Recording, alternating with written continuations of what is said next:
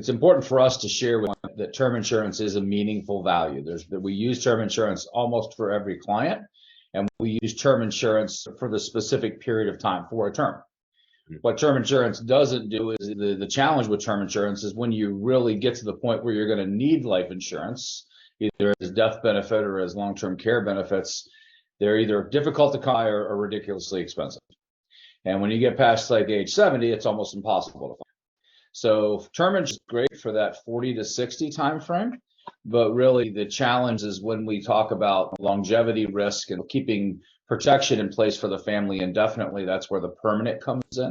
But while our clients are younger and the kids are younger, and there's that need for that big risk to protect against that big risk, then if we can do so efficiently with using term insurance because it's low cost, then that makes a lot of sense. I hesitate to say versus or one or the other. I think they both have excellent applications.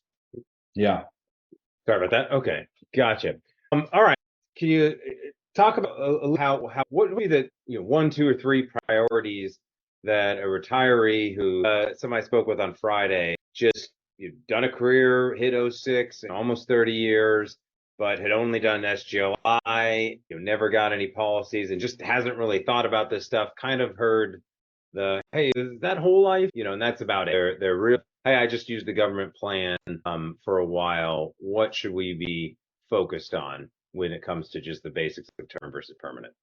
Yeah, no, great question. I really like everything we do, Scott. I think on to education and explaining options, right? You've always heard me from day one saying no right or wrong here, just options. And here's the government plan, if you will. This is the VGLI, SGLI, SBP plan, TSP plan. And here's what's available to you in the private sector. And let's look at both and see which one's most appropriate for you and your family. What we found is the cost of SBP specifically compared to the benefit, the unknown benefit. It's generally more advantageous to keep those dollars in our valuable clients' pockets rather than hope for some outcome in the future when it was survivorship. All right, Bobby or Trevor, you got anything you want to have Mike hit on specifically on these 2 topics?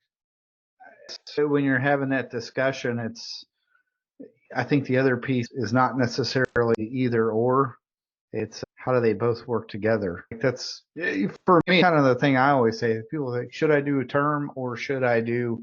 Most people equate when you say permanent life insurance, they say whole life. They don't know that whole life is actually a specific type of whole life or permanent insurance. Mm-hmm. But kind of tell them like, look, man, it's not just one thing, right?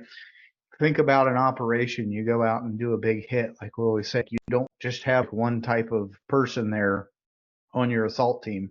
You have a breacher, you have a sniper, a long-range marksman, you got somebody who does comms. You have, it's not just one thing. It's not either or. It's how do they both work in concert? And what I tell, the strategy that I advocate for a lot of the time is having them both, because while the permanent is there to provide you the protection, the equity, the tax advantages, and estate planning advantages of a permanent life insurance policy, especially the IUL, more so because of its flexibility.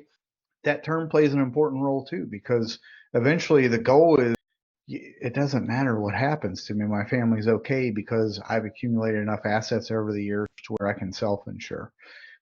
That's where the permanent life insurance becomes more of like a tool versus a shield in the future, right? That term policy is there for a very specific purpose of giving you the ability to accumulate those other assets, over time until you get to the point it's like, okay, 20 years is my term policy is expired. I still have my permanent policy, which has grown. The protection level of that has grown. But now it doesn't bother me that I don't have my term anymore. How you get there? That's a different conversation, but it's not just I think that's the big thing that I always try to drive home to people. Like, it's not an either or. It's why aren't you using them both together? Because they both have, a very specific purpose. They both have some weaknesses. And it's one of those things where it's like one of us is never as strong or as smart as all of us. That's just, sorry, that's a long-winded No, I like thing that. here. I like that, Trevor. And I also think we speak to why would we do a term and a permanent with the same company? What benefits there?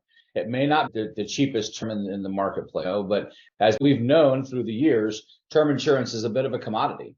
Look, a certain client need $1 million policy for a 40-year-old. You look at 10 companies, they're all within $10 of each other on a monthly basis. So it's not about cost, but really the benefit is, hey, what if, to your point, Trevor, 20 years down the road, hey, I want more permanent insurance. I do want $2 million for the rest of my life to protect my family. Well, remember that term we did, that conversion feature? We just move it over.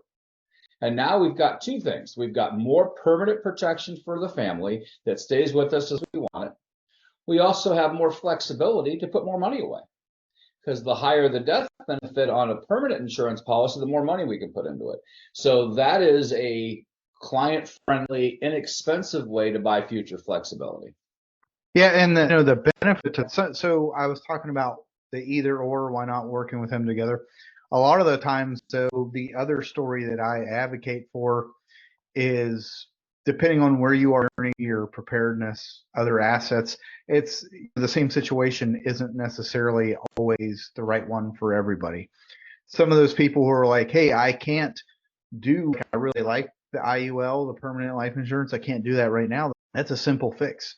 You get the term in place, like Mike said, and now you get to the point where you're on the other side of your transition.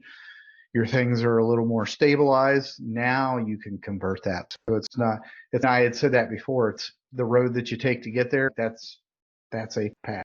Some people I talk to, they're like, no, dude, I want to do it right now. I've had clients who've come in and have done a great job, and they're like, yeah, I got all this money everywhere, and it's, I'm just like thinking of what I can do to protect it. And I'm like, well, where it's at right now, it's susceptible to risks. Let's do those risks away. You're just repurposing it. You're not losing it. You're just repurposing those funds. I think the last topic on this, Mike, would be the consequences of health rating compared to the two types of permanent, and when it's meaningful to have term for specific scenarios and so on. Yeah, no, good point. So with life insurance, the underwriting class dictates the internal policy charge. The healthier you are, the cheaper it is.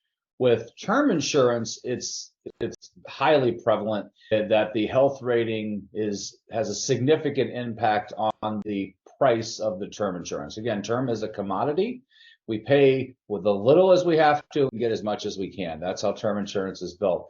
And with term insurance, the insurance company is on the hook. They have a liability, they have a requirement to pay a death benefit should you pass away while that term insurance is active. There's no other value to the term insurance other than the death benefit for the most part. So when you think about that, if I've got a $2 million term insurance, then the insurance company has to write a check for $2 million if I pass away. If I've got a $2 million permanent insurance policy, there is cash involved. The cash in a permanent insurance grows over time. So at my life expectancy, if I've got a $2 million death benefit, if I've cash of $1.5 million, $1.7 million, now the spread is skinnier. Sure, the insurance company still has to write the $2 million check, but $1.7 million of it is the insurance money. So the risk for the insurance company is a lot skinnier. So to your point, with term insurance, health ratings are impactful to premium. With permanent insurance, when they're properly designed, we get the policies running really efficiently from a policy expense fee perspective. So with insurance, health rating is less impactful than it is with term. Perfect. Yeah. Cool. Bobby, do you have any questions come up? Not necessarily questions, just another way that I sometimes look at it is term to me is just true insurance. It's, it's there in case of. Permanent life insurance to me has the equity component to it, which is intriguing to me as, someone looking best for retirement is I can have some of that true insurance, but I can also have some of the value retained that can be accessible either before or after death for me or my family.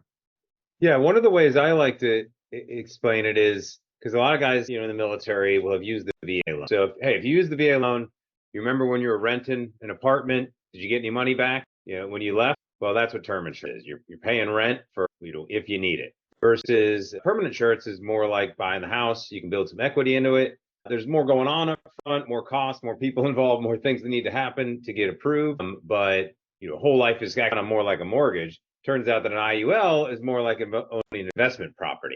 More ways to fund it, more ways to use it, more reasons you use it, more tax benefits. Not right or wrong. Sometimes you got to rent. Sometimes you buy to own, to live in. Sometimes you aren't living in it and you're profiting off of it a couple of different ways. So I think that's a really good analogy. I like that.